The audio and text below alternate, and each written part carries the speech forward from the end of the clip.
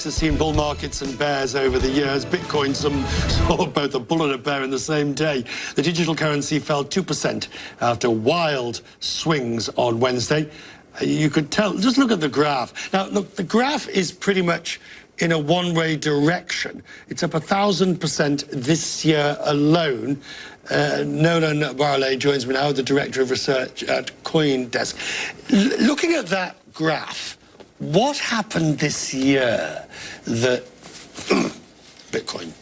A number of things. I think people are talking about it more, and they've clued in really that it's a hedge against monetary policy. That's been a really important thing. We just had a research report come out a few days ago called the State of Blockchain, and it showed that most people who use Bitcoin really see it as a hedge against monetary policy. How can it be a hedge against monetary policy when it experiences such volatility in its own right?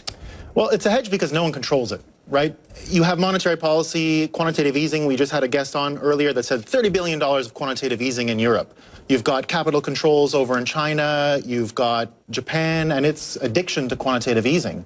And those people want to save money, and all of a sudden their savings are being diluted. So it's very easy to buy Bitcoin, and it's not going to be affected by these policies and the unintended consequences that come with them.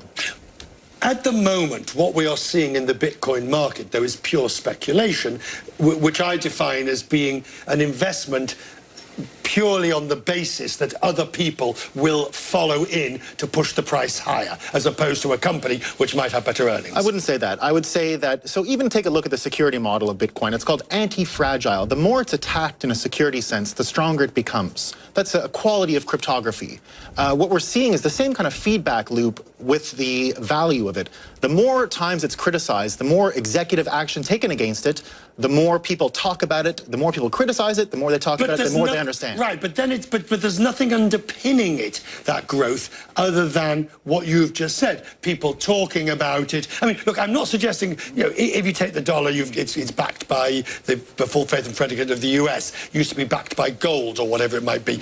But this is backed purely by a belief that this is going to be good. So you had the full faith and credit, which was totally taken away in India last year when they had the demonetization. We saw Bitcoin immediately trade at a premium in India. We're seeing it behave as a crisis currency in Venezuela, in Nigeria, in Zimbabwe. When these countries can't get a grasp on their own monetary policy, people flood to Bitcoin. Except when you see something go up by 1,000% in a year, then it becomes unruly. And the one thing you don't really want with an investment is it to become unruly. But this is a complete paradigm shift on something that comes to cryptography, an extremely powerful and potent technology that's been around since World War II in the way we see it today. You know, it used to be only used by state actors. We had it after Turing and all those great things that they did. Then it became a business where you traded your mother's maiden name and your dog's name, and a company did cryptography for you. But Bitcoin is the widest, most important deployment of cryptography to individuals in the history of the world. I think maybe I'm just cross with myself that I didn't even put £5. We all are. You know, we all I think that's really it. We all want to put more. We all do. You know, I didn't put a penny in Bitcoin. Yeah, a lot of people are, I think. Doesn't sound like you are. Thank you very much indeed. Pleasure, Richard. Good to see you, sir. Yeah, pleasure. Now, in fact, I wrote about Bitcoin in this week's newsletter. Just go to cnnmoney.com/quest to subscribe.